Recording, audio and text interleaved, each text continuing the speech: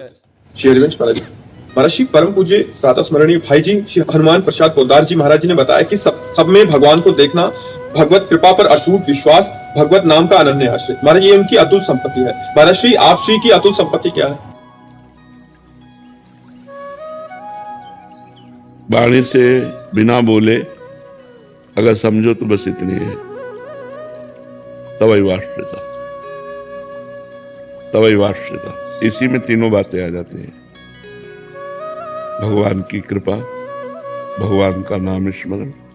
जब हम भगवान के आश्रित होते हैं, भगवान की पूर्ण शरण में हम होते हैं, शरीर मन वाणी ये स्वयं हो जाएंगे जब हम हो जाएंगे।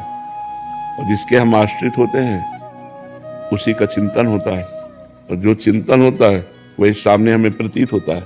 यदि हम सदैव भगवान का चिंतन करें तो हमें सब में भगवान नजर आने लगेंगे। जित देखूं तित श्याममयी है।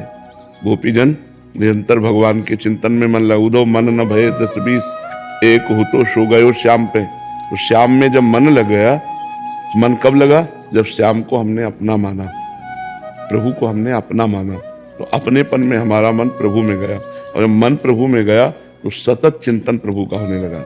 चलते फिरते, उठते बैठते, खाते पीते, तो अब जो मिलता है वो प्रभुमय ही दिखाई देता है। जित देखूं तित श्याममयी, तो सब में भगवान का दर्शन।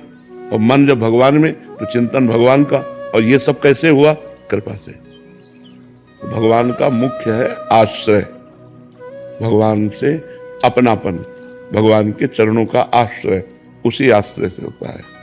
हमारे पास न नाम जप का बल है, ना हमारे पास कि हम भगवत दर्शन सब में कर सकें।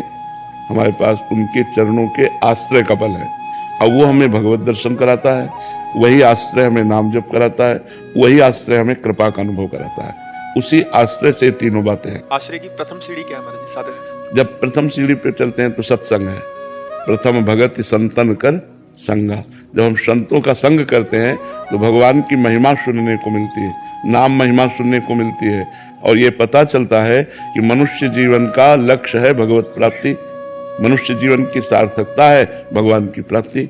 तो फिर हम भगवान के आश्रय की तरफ बढ़ते हैं जब हमें पहले संत संग मिलता है। प्रथम भगति संतन कर संगा। और संस्कृत में जो नवधा भक्ति का वर्णन है उसमें प्रथम है श्रवणम। जब हम भगवान की महिमा को श्रवण करते हैं तो हमारे हृदय में भगवान के प्रति अपनापन शुरू होता है, यहीं से जागृति होती है।